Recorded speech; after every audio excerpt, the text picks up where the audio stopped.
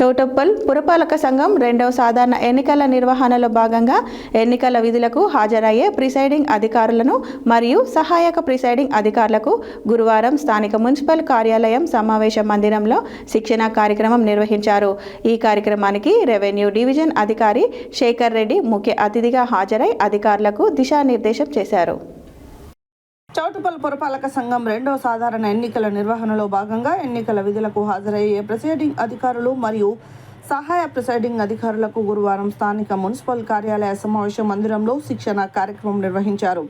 ఈ కార్యక్రమానికి revenue divisional అధికారి శేఖర్ రెడ్డి ముఖ్య అతిథిగా హాజరై అధికారులకు దిశానిర్దేశం చేశారు. మరియు మాస్టర్ ట్రైనర్స్ ఎం నరేందర్ రెడ్డి, వి దశరథలు శిక్షణలు ఇచ్చారు. మొత్తం 96 మంది ఎన్నికల అధికారులు మరియు రిటర్నింగ్ అధికారులు, అసిస్టెంట్ రిటర్నింగ్ అధికారులు ఈ శిక్షణలో పాల్గొన్నారు.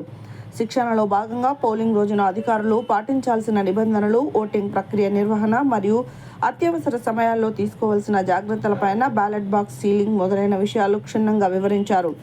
ఎన్నికలు నిష్పక్షపాతంగా, పారదర్శకంగా, శాంతియుతంగా జరిగేలా ప్రతి ఒక్కరూ బాధ్యతాయుతంగా పనిచేయాలని అధికారులకు సూచించారు.